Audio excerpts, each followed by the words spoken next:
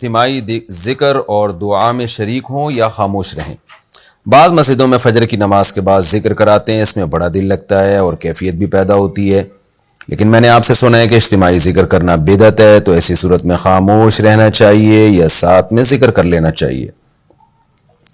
اسی طرح بعض مسجدوں میں امام فرض نماز کے بعد بہت پیاری دعا کراتے ہیں، دل چاہتا ہے کہ ساتھ ہی شامل ہو جاؤں، تو کیا اس میں شامل ہونا چاہیے یا خاموش رہنا چاہیے؟ آپ نے نام بھی نہیں لکھا، جگہ بھی نہیں بتائی کہاں سے مسئلہ پوچھا ہے آپ نے۔ دیکھیں، جو فرض نماز کے بعد اگر امام صاحب اجتماعی ذکر کرواتے ہیں تو غلط عمل ہے، نہیں کروانا چاہیے ان کو، اور اگر وہ کروا رہے ہیں تو آپ اس میں ان کے ساتھ شرکت نہ کریں، اس کا کوئی ثبوت نہیں ہے قرآن و سنت سے۔ اور اگر فرض نماز کے بعد اجتماعی دعا کراتے ہیں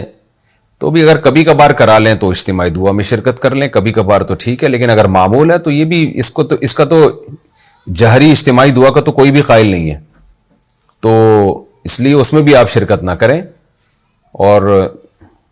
چلے جائیں اٹھ کے یا اپنی تسبیحات میں مشغول رہیں، اس طرح سے کرنا چاہیے۔ امام صاحب کو بھی چاہیے کہ بھئی ایک چیز کا ثبوت نہیں ہے تو کیوں اس کو اتنا زور لگا رہے ہیں، اتنا فوکس کر رہے ہیں اس کو۔ جہری اور اجتماعی، یعنی اجتماعی کے ساتھ جہر بھی ہو، تو اس کا تو کوئی بھی قائل نہیں ہے جہاں تک میری معلومات ہے، تو اس لیے اس میں شرکت نہیں کریں۔ رہا یہ مسئلہ کہ بہت پیاری دعا ہے یا دل بہت لگتا ہے، تو جتنی بھی بدعتیں دنیا میں رائج ہوئی ہیں نا، اس کی وجہ یہی تھی کہ اس میں اٹریکشن بہت تھی،